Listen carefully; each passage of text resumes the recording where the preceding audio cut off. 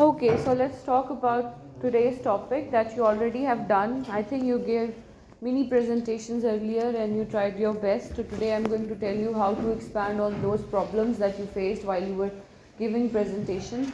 So today's topic is presentation skills. And can you define presentation? What is a presentation? How would you define it?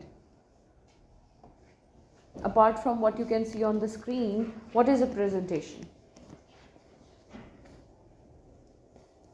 Why do we give presentations? To present ideas. To present ideas. To present ideas, to share information, to disseminate information, to get scores. There are many reasons that we have to give presentations. Sometimes you have to give presentations in order to convince the other party that what you are doing or saying is correct. You give presentations on daily basis. You go home, you talk to your parents, your siblings and everything. Yes, they are personalized kind of presentations, but you have to present yourself in a very different or certain manner. You're not, आप ऐसे नहीं जैसा आपका दिल चाहे वैसे जाके आप बात कर लें. The presentations we are concerned with are professional, academic, and they are always going to be formal presentations. We are not learning the personal presentations, how to talk to certain friends. We are not talking about that. We are talking about academic presentations. So effective presentation skills are very important in your field, in any field, let alone your field. It's very important to know what are the basic pointers that you need to understand while giving presentations. Now, presentations should be interesting and they should be so captivating for the audiences that they can follow what you are trying to say. It is important. So today we are going to learn those things. It has to be somehow अच्छा refreshing होनी चाहिए या आपको समझ आनी चाहिए. Now look at this picture. What comes to your mind when you look at the picture? There are two different pictures. Can you interpret the picture? There is one person who is standing against the table and then 4 people are listening to him. The other one is on a kind of a rostrum or a speaking dock and he is giving presentations. Are these two types of presentations different?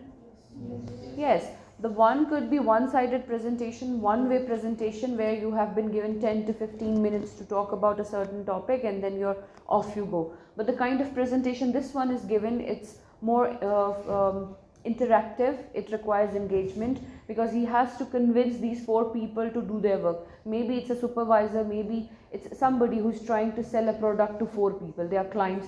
It could be anything. It is open to interpretation. All these scenarios that you can see in the pictures, they are formal. They require you to use English in a formal manner. You cannot come to the rostrum and say, hi friends, how are you? Today we are going to talk about the product that we have. You can't do that. You have to be very professional about it.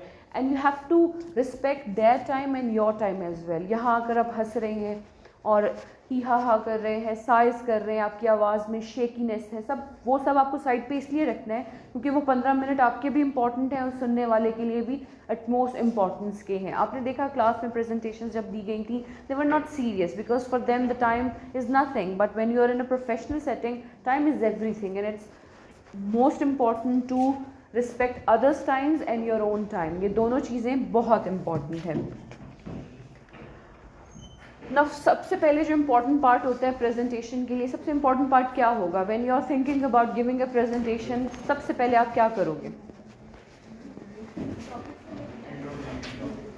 For example, the topic has been not assigned to you and you have to choose a topic, or a topic has been given to you and then you have to decide what you are going to write in it, what pointers you are going to put in it. If you remember, I told you about writing process. In a writing process, you generate ideas first, you pre-think, then you draft, then you revise, then you edit and then you submit. Similarly, when you are preparing presentation, सबसे पहले सोचना ही है, सबसे पहले आपको information gather करना है, सबसे पहले आपको ये समझना है कि आप कौन से points add करेंगे और कौन से points add नहीं करेंगे. Now, in order to master your presentation, it is important that you build your confidence, and confidence can only be built if you know what you're saying. If you don't know what you're saying, then you will have a shaky confidence, your voice will go down, you might get stage fright, which is a real phenomena. Not in all the cases of course, but उन cases में जो पढ़कर नहीं आए होते उन्हें ज़्यादा डर लग रहा होता है, जो कॉन्फिडेंट होता है ना कि मैं क्या बोल रहा हूँ वो करेक्ट है, या एटलीस्ट जो बोलना है मैं वही बोल रहा हूँ, तो उसमें कॉन्फिडेंस के इश्यूज बहुत कम आते हैं. Then you must know what you have written over here. I have seen this a number of times that students, they generate their PowerPoint slides or material from an AI and everything, but they are unable to understand what they have written on the slides. अगर कहीं से generate करवाया भी है तो it is important for you to understand what you are going to say and on which slide what does it say. ऐसा ना हो कि आप बोल कुछ रहे हो, उधर कुछ लिखा हुआ है, और जब आप वहाँ से भी read करना चाह रहे हो तो you don't know what you are reading. ठीक है, yesterday I was reading your quizzes, and yes, I found some of you to be using ChatGPT because you used words that even I can't use. I had to check the meaning for those words that I don't know. So आपको prompt देनी नहीं आई, that's the problem. ठीक है, cheating भी करते हैं but आपको नहीं है. तो मैं क्या कहना चाह रही हूँ कि अगर आपने गेमा को यूज़ भी करना है, कोई AI यूज़ भी करना है, एक दफ़ा बन गई, इसको thoroughly रीड करें, उसको देखें, ह्यूमनाइज करें ना, so that you can actually defend whatever is written on the slide. ना स्लाइड्स का मकसद ये नहीं होता कि आप इस तरह सब लिख के, these are not slides, these are handouts. इसको मैंने इनलार्ज किया हुआ है. Slides are suppose to be only pointers for the presenter to keep in mind that these are the 3 points that I have to convey. It's not for the audiences to read until unless it's a picture or a pie graph or something that needs a visual representation, or maybe I want to refer to somebody else's work or definition and I have to read exact words. तो मुझे याद करने की ज़रूरत नहीं, मैं वहाँ से आपको दिखा सकती हूँ कि इस तरह से. सो इट इज़ इम्पॉर्टेंट कि आपको पता हो कि अगर यहाँ स्लाइड नंबर 1 पे टॉपिक नंबर 1 की बात हो रही है तो आप बोल भी वही रहे हो, ये ना हो कि मिसमैच चल रही हो. तो this is how you assess your presentation and understand के क्या करना है. Then we have triple P. Actually ये 4P होते हैं, लेकिन आपके लिए triple P are fine. Whenever we are going to talk about presentations, you will always have to keep this in mind: practice, practice, practice. अच्छा, practicing is important, लेकिन practice से पहले preparation आती है. preparation, practice, production, या जिसे आप presentation भी कह सकते हैं. ये 3 या 4 P's में आपको इसकी division मिलेगी. आपने याद रखना है preparation, practice and presentation, triple P's. If you have a question in examination that what are the 3 P's of presentation skills, then you have to talk about these things. So practice makes a man perfect, or practice makes perfect. उस दिन किसी ने कहा कि practice makes a man perfect is the right one and practice makes perfect is not correct. No, it's not. दोनों correct हैं, दोनों में कोई गलती नहीं है. कोई भी regardless of their gender वो practice करेंगे तो उनका जो production है, presentation है, वो worthwhile होगा. So that is what you have to do. Now in order to do practice, what can you do? First is that you can record yourself. The most important and the easiest way to listen to yourself, that how you actually present, is to record yourself and you can listen to it, and then you know कि कहाँ पे pauses लेने हैं, कहाँ पर मुझे ज़्यादा effort या pronunciation पे काम करने की ज़रूरत है, कहाँ pace पकड़नी है और कहाँ pace slow करनी है. Everything you can self assess yourself. Self evaluation कहते हैं इसको. इसके अलावा you can use a mirror. You can look at the mirror and talk for 1 to 2 minutes about a topic and look into your own eyes when you're looking into the mirror. That is how you build your confidence of making an eye contact. As a presenter, it is important that you make an eye contact. If there is no eye contact, it's unlikely for your audiences to be interested on you. So eye contact बहुत ज़रूरी है. यहाँ पे लिखा हुआ है practice makes perfect, जो मैंने आपको बता दिया है. Now of course nobody can be perfect. Perfect हमारे mind में होता है कि flawless हो. Perfection से यहाँ simply मुराद है that the more you practice your presentation, the more there are chances that you will not do any fumble when you come to actual presentation. So practice is very important. Then knowing your audience. Your presentations should also and always be audience oriented. When I say audience oriented, I simply mean to say that you have to keep in mind that what kind of audience is sitting in front of you. Sometimes you know the audience, sometimes you don't know the audience. So you can have your own little research. You can ask the organizer or the university who's going to be there in my presentation, so I know which level of material or topics or examples I have to bring in. For example, you guys are university students और मेरे examples primary class के हो, that would be a very odd combination.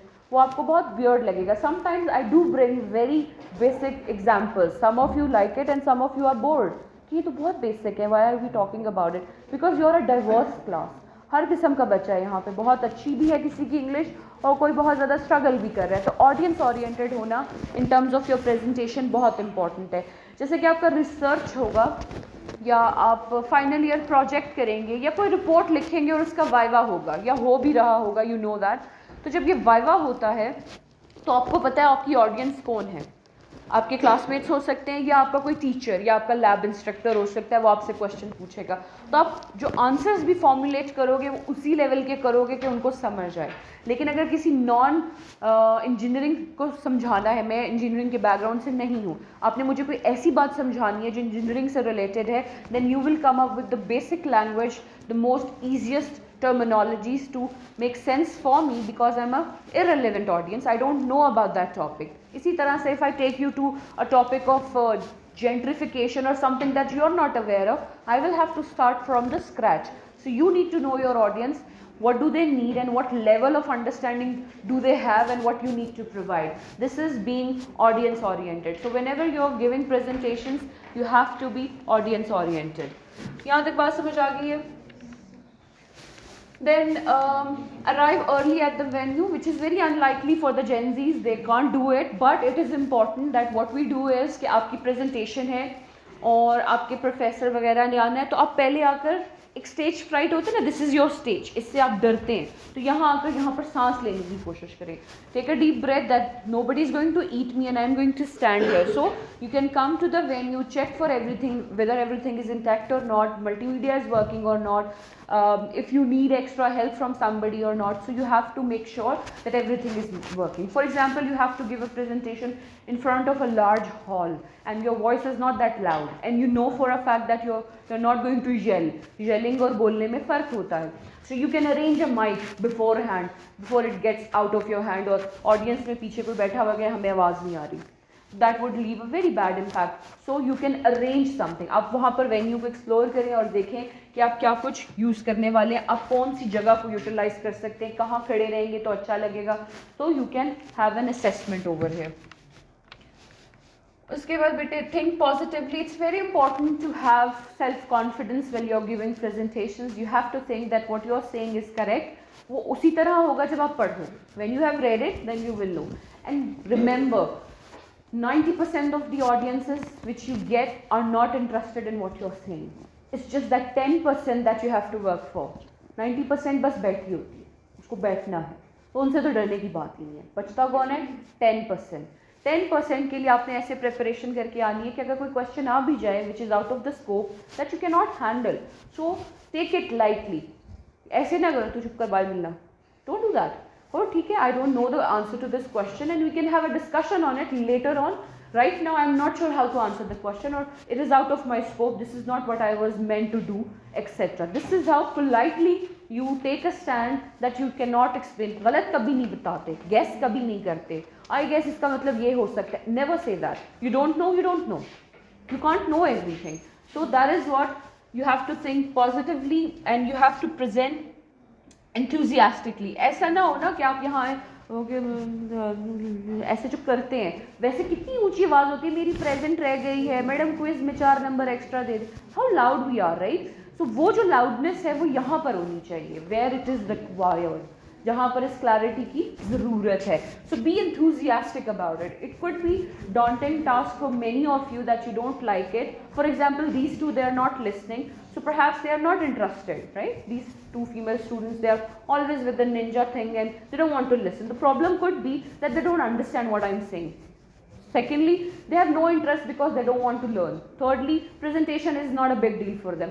तीनों चीज़ें हो सकती हैं, वो बहुत अच्छी प्रेजेंटेशन दे सकती हैं, ऐसा भी हो सकता है. तो आपको ये देखना है कि ना ही आप एक्स्ट्रा enthusiastic हो, ना एक्स्ट्रा लाउड हो, ना एक्स्ट्रा स्लो हो, हर चीज़ को बैलेंस में रख के चलना है आपको, ठीक है?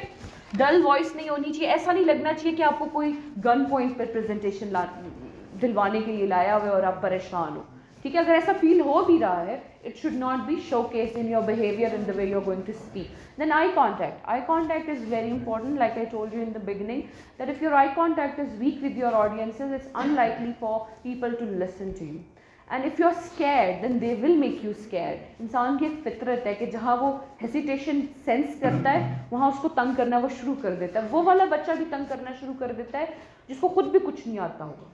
वो वहाँ बैठ के करेगा, फेसेस बनाएगा, स्माइल कर रहा है, टीथ दिखा रहा है. Don't get bothered by it. If you don't know, if you can't make an eye contact, make eye contact with the listeners who are listening. सबसे आसान तरीका, डेफिनेटली 100 की क्राउड में 10 लोग आपको ज़रूर सुन रहे होंगे, ऐसा नहीं है कि नहीं सुन रहे होंगे. Look at them, make an eye contact with them. Now no one wants to sit through a presentation where the presenter is fixated. For example, मैं आपको presentation दे रही हूँ and I'm like this, and my back is in your front, so that's not okay. आपको हमेशा ऐसे, आपने देखा होगा मैं tilted खड़ी होती हूँ so that मैं यहाँ अगर मुझे देखना भी है तो मैं 1 सेकंड के लिए देखूँ and then I can look at you. This is how a presentation is. Script reading, slide reading is not presentation. That is not presentation, not at all. ठीक है. अब आपने देखा होगा कि मैंने पॉइंटर यहीं से देखा है कि मैंने आपको कौन सा बताना है, लेकिन उसके बाद I added into it. इसमें मटेरियल ज़्यादा लिखा हुआ है क्योंकि ये हैंड आउट है, it's not a power point slide. Slides भी आपको बता देंगी. उसके बाद बेटे आगे जो आप चलेंगे, have a sense of humour. अब इतना भी नहीं हो कि आप खुद भी हा हा हा कर रहे हैं और आपकी ऑडियंस भी हा हा हा कर रही है. यू मस्ट नो कि कहाँ पर जोक क्रैक करना है और कहाँ नहीं करना. ठीक है. और कौन सा जोक आपकी प्रेजेंटेशन को इन्हांस करता है और कौन सा बर्बाद करता है, ये भी इंपॉर्टेंट होती है. Sometimes some presenters are so good, they are presenting so well, but वो ऐसा जोक क्रैक कर देते कि ऑडियंस दे लूज इंटरेस्ट. एक लेवल ऑफ प्रेस्टीज होती है, जिसे प्रेस्टीज को कहते हैं respect, that you have to associate with the presenter. If the presenter is not serious himself, it's very unlikely for the audiences to get serious about them. So it's important that you have a sense of humor, but you must know where to say it and how to say it. ठीक है.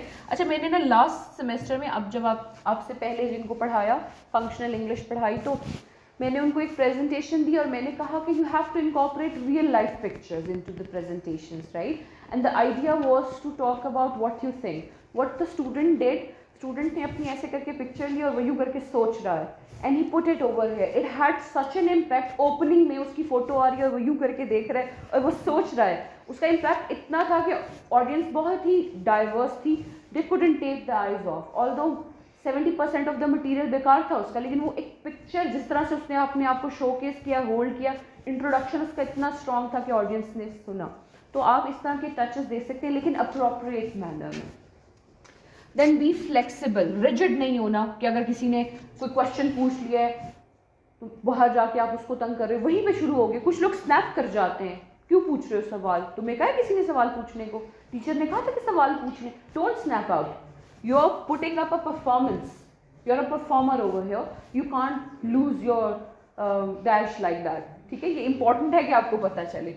Knowing your presentation subject matter by heart is more important than writing it. By heart का मतलब ये नहीं कि रटा मारा हो ना, बोल रहा हूँ और वो रटा जैसा साउंड करेगा, यानी आपको पता होना चाहिए कि पॉइंटर्स क्या है.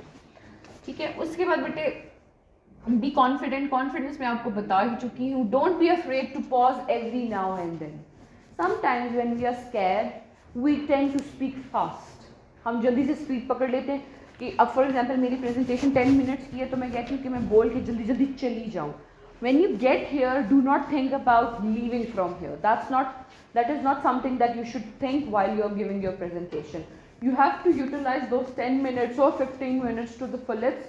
और आपने देखना है कि अपने आप को स्क्रीन टाइम मिले. This is screen time, almost as a stage time है. जितना आप अपने आप को दे सकते हैं, कॉन्फिडेंटली दे सकते हैं. आपको पता है एक ही मटेरियल एक कॉन्फिडेंट इंसान 10 मिनट्स के लिए प्रेजेंट करेगा और अंडर कॉन्फिडेंट 2 मिनट में कह के चला जाएगा. बात वही होगी, कहने वाली बात है. So this is what you have to learn and modulate in your behaviour and understanding that you do not have to be scared. Engaging with the audience is important, but it depends on the type of presentation that you are supposed to give. If the presentation is like teaching methodology, then you can have engagement, but if you have been given only 7 minutes to present, then you have to make sure कि 7 minutes में वो point, वो topic put across हो जाए. तो depend करेगा. जैसे आपका कोई interview हुआ था when you got inducted over here, when you got enrolled? Yes? So what did they ask? What was the first question? Okay. Usually जो पहला सवाल होता है इसको भी मिनी प्रेजेंटेशन में कैटेगराइज किया जाता है, जिसे एनरोलमेंट इंटरव्यू या जॉब इंटरव्यू भी कहा जा सकता है, क्योंकि जॉब्स के लिए भी आप कम से कम 6 से 7 मिनट का इंटरव्यू देते हैं. आजकल तो 2 मिनट का ही होता है, वो अलग दौर चल रहा है. So what is the first question? Introduce yourself. What do you do in your introduction? क्या बताया था बेटे आपने? Okay, so she told them her name, hand marks and FSC के लिए etc. इसके अलावा क्या बताना चाहिए इंट्रोडक्शन में, और कुछ बताना चाहिए? हॉबीज आपकी, Okay. पॉजिटिव ट्रेट्स हैं, इधर से FSC की है और थोड़ा अपने बैकग्राउंड के बारे में। ठीक है, और कुछ? इंजीनियरिंग की डिग्री में आपको एडमिशन चाहिए, right? You are introducing yourself with your hobbies. Is it relevant? Until and unless the hobbies are based on something that has to do something with the engineering thing. कि आपने कुछ बना लिया, आपने कुछ चलती फिरती गाड़ी कुछ बना कर दिखा दी, कुछ इंजीनियर करके दिखा दिया, तो that is important. Other than that, depending on the मकसद of that interview, it will be decided कि आप क्या कहेंगे अपने इंट्रोडक्शन में. क्योंकि आपने इंडक्ट होना था, इनरोल होना था, तो दैट वाज बेस्ट कि आपने बताया मेरा नाम ये है, मैं इस शहर से हूँ और मैंने ये डिग्री की है और मेरे इतना स्कोर है और मुझे ये वाला सब्जेक्ट पसंद है, that's why I am taking this. तो that is fine. Engaging with your audience, अगर हम एकेडमिक प्रेजेंटेशन में आते, for example I assign you presentations, लेकिन मैं आपको ये वाला पार्ट नहीं दूंगी. This is reserve for the next part. पहले आपको प्रेजेंटेशन देना इस तरह से सीखना है कि 2 से 3 मिनट आप डायरेक्ट इंग्लिश में बात कर सके. That is the most important. Then stop making excuses. This is very relevant for all of us. When you are already making excuses long before you have even given your presentation, then you are setting yourself up for failure. If you do not plan accordingly, then you are going to fail. It is very important कि आप अपने आप को positively खुद self motivate करें कि ये मुझे करना है. I will not back out. The moment you accept the fact that you are supposed to present, no matter what, you will be presenting very well. लेकिन अगर reluctance है ना, या reluctance होती है, if you have hesitation ना, you're not up for it, आपको नहीं फील हो रहा, जैसे कल कुछ बच्चों ने कहा था कि क्लास नहीं लेनी, तो वो आज नहीं आ पाए. उन्होंने बड़ी कोशिश की होगी दिल को दिमाग को मनाने की, पर वो नहीं आ पाए. तो जो आप अपने आप को फीड करते हो ना, वो रिफ्लेक्ट करता है. तो it's important that you feed yourself, no excuses but acceptance that I am going to present no matter what. If you truly want to impress your audience, then you are going to give it all that you've got. You're going to throw those excuses out of the window. You're going to prepare your presentation and you are going to read the study materials as well. ठीक है, यहाँ तक बात समझ आ गई बेटे? Yes. अच्छा, इसका एक रेफरेंस चैप्टर मैंने यहाँ पोस्ट किया है जहाँ आपको थॉरली आप इसके बारे में पढ़ सकते हैं. इसमें बस एक पॉइंटर मिसिंग है, वो मैं आपसे शेयर करना चाहूँगी, जिसको कहते हैं using visual audio visual aids. यहाँ पर इन्होंने अलग लिखा हुआ है. ऑडियो और विजुअल एड्स समझते हैं क्या होते हैं? This is a visual aid that I am using while sharing this information with you. ठीक है, और ऑडियो क्या होगा कि if I bring a video, some song, some recitation, some kind of audio, कि मैं आपसे कहूँ कि आप सुने और बताएं क्या है, तो ऑडियो को भी इस्तेमाल किया जा सकता है. तो ऑडियो विजुअल एड्स को यूज़ करना भी इम्पॉर्टेंट है. इस पे हम थोड़ा सा यहाँ से पढ़ लेते हैं. बाकी इस चैप्टर को आप खुद पढ़ेंगे. ये बात वही कर रहा है जो मैंने अभी आपसे शेयर की है. अच्छा देखिए, जैसे किसी भी राइटअप में होता है ना, किसी भी राइटअप में, मैंने आपको पहले भी कभी शायद बताया था, सिमिलरली हमारे पास प्रेजेंटेशन में भी एक बिगनिंग होगी, एक मिडल पार्ट होगा और एक कंक्लूजन होगा. सो मेक श्योर कि हैपहैज़र्ड नहीं है. आप शुरुआत बहुत अच्छी कर रहे हैं, आपके पॉइंटर्स बहुत अच्छे हैं, लेकिन एंडिंग अब्रप्ट है. That should not happen. You should have your ending intact as well. यहाँ पे कुछ फ्रेजेस लिखे हुए हैं. In conclusion, secondly I would like to emphasize on. तो इस तरह के फ्रेजेस और वर्ड्स को आप अपनी प्रेजेंटेशन में ट्रांजिशन शो करने के लिए यू मस्ट यूटिलाइज. जैसे पैराग्राफ राइटिंग में मैंने आपको ट्रांजिशन मार्कर्स के बारे में बताया था, इसी तरह when you are giving a presentation you will have to use these transition markers as well. Now these are the things that I was referring to using visual aids. अब यहाँ audio नहीं है, लेकिन ऑडियो भी आपने अपने mind में रखना है. Most presentations deal with statistics and other complex data which would be confusing if it were described in words. For example, मैंने आपको बताना है कि इस क्लास में 43% बच्चे बहुत अच्छे हैं, 27% बीच में है, ना वो अच्छे हैं ना बुरे हैं, 30% आर द बैड स्टूडेंट्स. ये एक विजुअल रिप्रेजेंटेशन होगी. अगर मैं आपको वर्बली बताऊंगी तो आप कैप्टिवेट नहीं होंगे, यू वॉन्ट बी हुक्ड.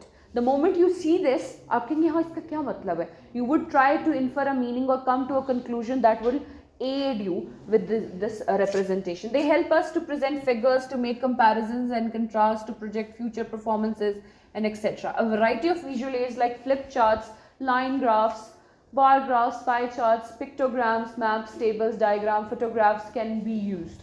अच्छा, इसमें से क्या नहीं पता आपको? बार ग्राफ पता होगा, लाइन ग्राफ पता है. Do you know what's a flip chart? What's a chart?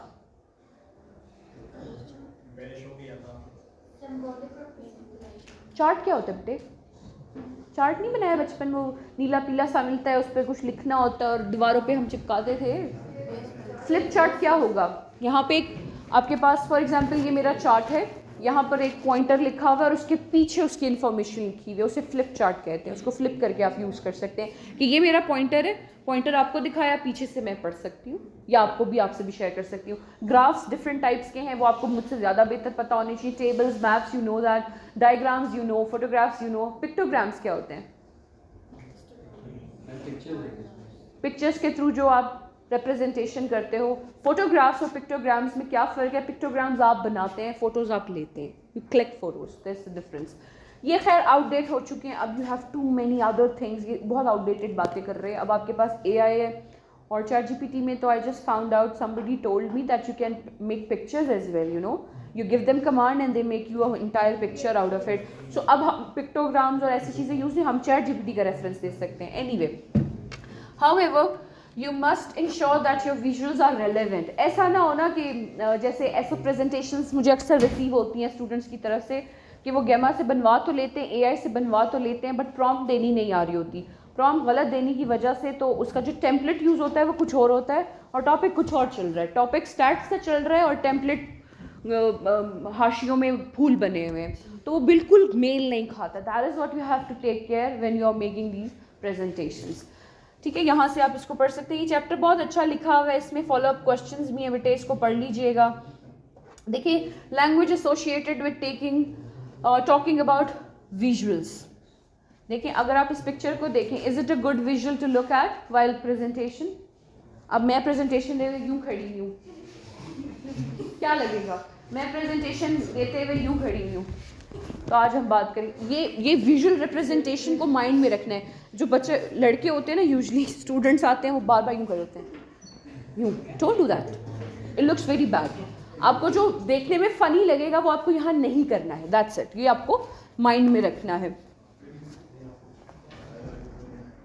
अच्छा, जब भी आपने कोई विजुअल इंट्रोड्यूस करना है तो you can say, first of all let's look at this. I would like to introduce a visual which you can see. इस तरह से आप पॉइंट कर सकते हैं हैंड के through. Look at this, let's look at it. इस तरह से आप ये पॉइंटर्स यूज़ कर सकते हैं. अब इसमें बहुत सारे वर्ड्स लिखे हुए हैं. फॉर एग्जाम्पल, आपने बताना है कि talking about visuals on analyzing the picture, we came to a conclusion that it is not a very good posture to begin with when you are giving a presentation. What is interesting about the picture is that it gives a rough idea of how and what not to do while giving presentation. तो इस तरह से आप ये phrases use कर सकते हैं. अब आपको ये phrases क्यों पता होने चाहिए? एग्जाम में definitely you can have a question where I can ask you to give phrases or sentences to introduce और talk about visuals in the presentation. तो आपको ये फ्रेजेस और सेंटेंसेस वहाँ लिख कर मुझे एग्जाम्पल्स बताने होंगे. ठीक है, यहाँ तक बात समझ आ गई बेटे? कंपैरिजन के लिए भी लिखे हुए हैं, let's compare this and that, और ये आप इसको बाद में देख सकते हैं. The ending of the presentation, the most important part is the introduction and the connectivity with the ending. Introduction और जो कंक्लूजन होता है वो हमेशा कनेक्टेड होता है. अगर वो कनेक्टेड ना हो तो आपकी प्रेजेंटेशन इफेक्टिव नहीं है.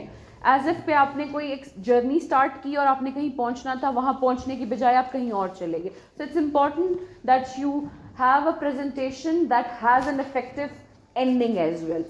ठीक है बेटे, प्रेजेंटेशन स्किल्स समझ आ गई है? कोई क्वेश्चन हो तो प्लीज़ पूछें.